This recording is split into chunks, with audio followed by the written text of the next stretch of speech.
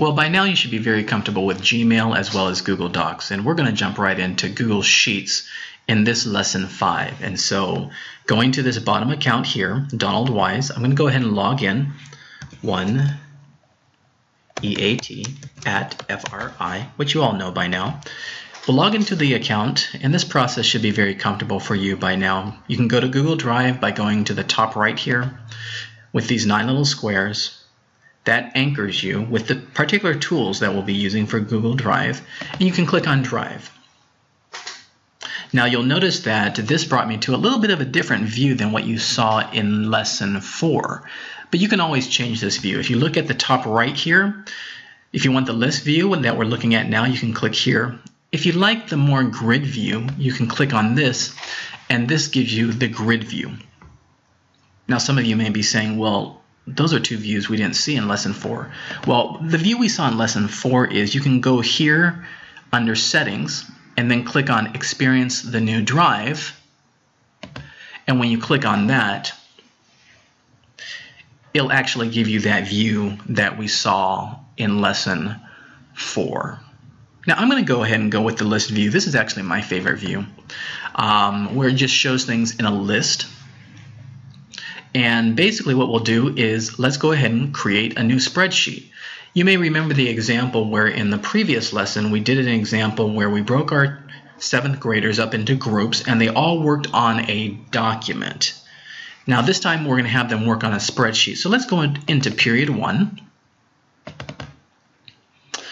So that brings us into basically a workspace area inside of the period 1 folder, and we're going to create a Google Sheet. So I clicked on new, let me do that again, clicked on new, Google Sheet. And then that creates a sheet for us, and many of you are familiar with spreadsheets.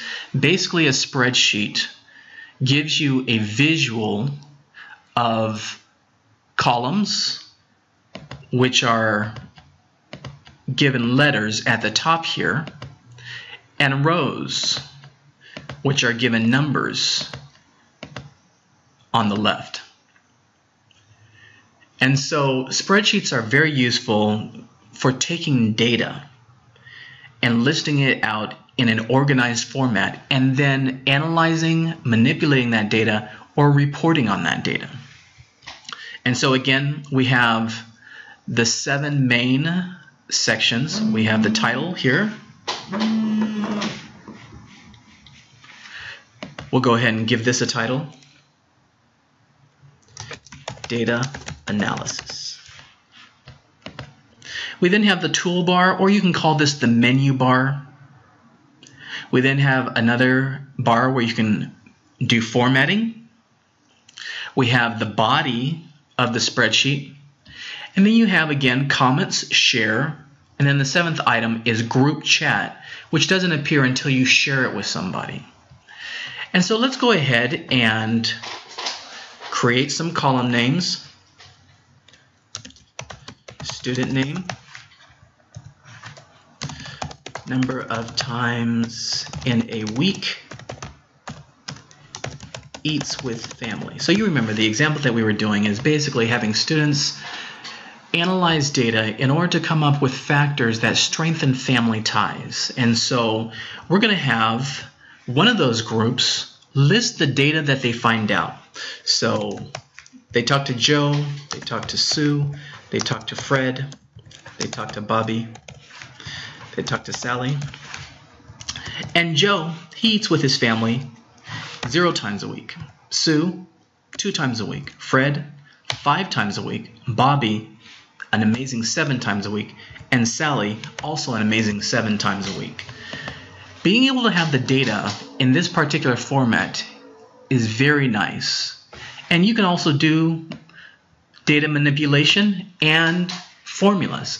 So what I can do is I can highlight this. Basically how I did that is I left clicked on my mouse, and then what I did is I just pulled my mouse down. And then what I can do is I can go to this particular sum, and you'll see some functions. And if I click on sum, you'll notice it puts a formula in this particular cell.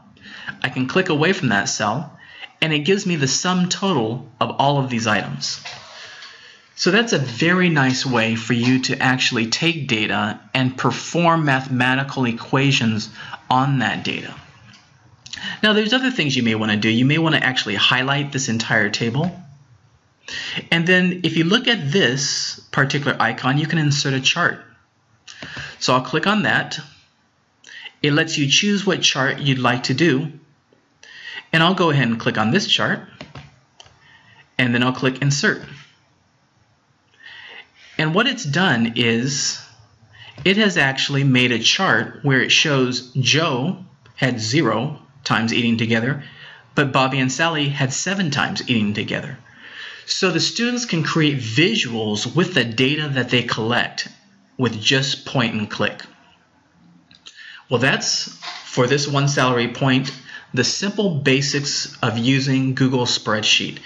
And as educators, I would encourage you to use this in a variety of ways. You can use it for class rosters. You can use it for utilizing grades. You can use it for classroom management styles. You can use it to collaborate with other teachers on their classroom management styles.